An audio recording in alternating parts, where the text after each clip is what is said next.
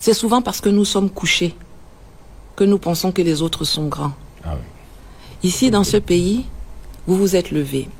Et je ne veux pas terminer sans aborder un thème, parce que je vous le dis, je vous le répète, et si ceux qui analysent la situation le savent, on est en guerre. On est en guerre. Les gens vont revenir nous conquérir violemment. Et quand ils reviendront, ce ne sera pas pour 20 ans, hein. Oui. Ce ne sera pas pour 40 ans. D'accord. Ils vont venir pour rester.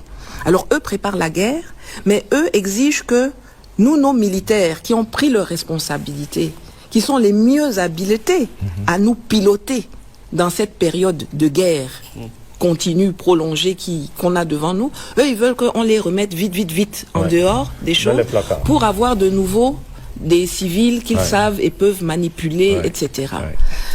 Je ne pense pas que dans nos pays-là, il y ait des personnes plus habilitées que ces militaires-là. Dans les trois pays. Dans les trois pays. Parce que c'est pas le militaire en tant que tel. Parce qu'on a des militaires ailleurs, là, qui font partie du système. On l'a même vu au sein de l'AES. Damiba, c'était un militaire du système pour empêcher. Oui, voilà. Donc, mais ici, dans l'AES, en ce moment, on a des militaires patriotes qui sont allés au front, qui sont équipés mentalement. C'est-à-dire que quand on regarde la situation, on se dit, ceux d'en face, ils ont plus d'argent que nous.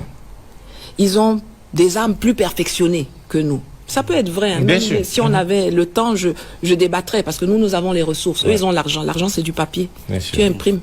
Mais nous, on a les ressources, les costauds. Et donc, si on prend conscience qu'on est en position de force, on peut l'utiliser comme levier.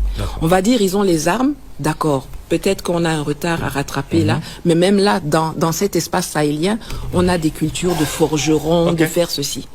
Mais ce qu'ils n'ont pas plus que nous là, c'est la résilience. La résilience. Et c'est l'intelligence. Ce qui se passe là maintenant, c'est une guerre d'intelligence. Je demande à chacun de faire preuve d'intelligence, de se souvenir que le 26 juillet, vous êtes restés unis. Et c'est pour ça que la refondation s'est faite.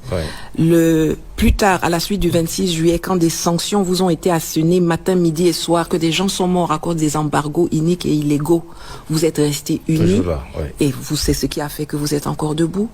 Que quand les soldats français et puis le petit clown de Sylvain Ité là ont refusé de partir du Niger, vous êtes restés unis. Ce sont les populations qui étaient là-bas devant la base, qui matin se relayaient, matin, midi et soir, et vous avez gagné cette partie-là. Il y a d'autres combats. L'unité, la solidarité sont essentiels. Un peuple uni jamais ne sera vaincu. D'accord. Merci Nathalie. Merci.